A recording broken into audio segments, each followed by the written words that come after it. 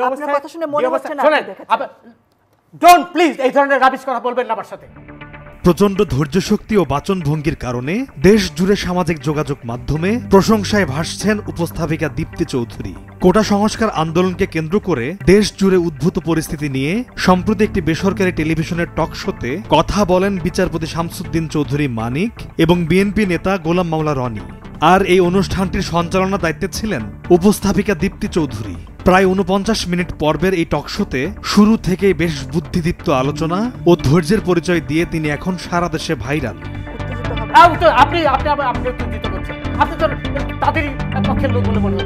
অনুষ্ঠানটির বিভিন্ন ছোট ছোট ক্লিপ সামাজিক যোগাযোগ মাধ্যমে এখন ছড়িয়ে পড়েছে, যেখানে নেটিজেনদের মুখেও শোনা যাচ্ছে উপস্থাপিকা দীপ্তির ভূয়সী প্রশংসা।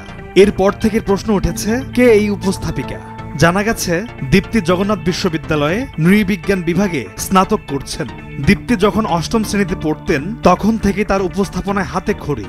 ২০১৬ সালে কিশোর কিশোরীদের সুস্বাস্থ্য ভিত্তিক অনুষ্ঠান স্বর্ণ কিশোরী এর চ্যাম্পিয়ন হন তিনি। তারপর সেই অনুষ্ঠানটিও উপস্থাপনার সুযোগ পান দীপ্তি। তিনি বলেন, এইচএসসি পাশ করার পরপরই চ্যানেল আই থেকে পেশাদার উপস্থাপক হিসেবে যুক্ত হওয়ার প্রস্তাব দেওয়া হয়। তখন থেকে পড়াশোনা আর লেখালেখির পাশাপাশি চলছে কথা বলার জীবন।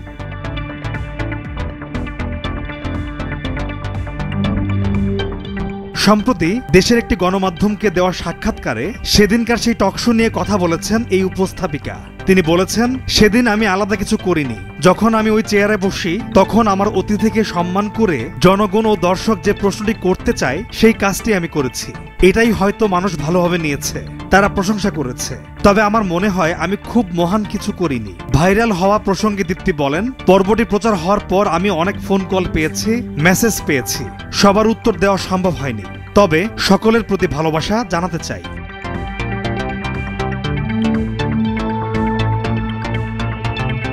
টকশোতে উপস্থিত অতিথির প্রসঙ্গে এই উপস্থাপিকা বলেন, আমার বাসায় বা অনুষ্ঠানে যে অতিথি আসেন তিনি আমার জন্য সর্বোচ্চ সম্মানের। তাকে আমি সর্বোচ্চ সম্মান দেওয়ার চেষ্টা করি।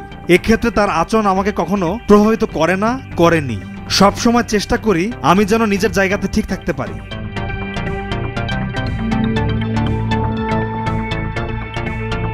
তিনি আরো বলেন, ধৈর্য ধরার অর্থ কিন্তু আমি বোল্ড নই কিংবা শক্তিশালী নই, এমন কিন্তু নয়।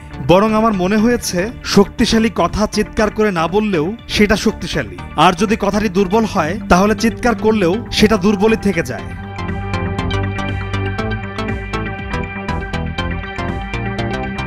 গত কয়েক মাস ধরে প্রায়ই রাজু আলিমের প্রযোজনায় মেট্রোসেম টু দ্য পয়েন্ট উপস্থাপনা করছেন উপস্থাপিকা দীপ্তি চৌধুরী। পলাশ খান, ভোরের কাগজ।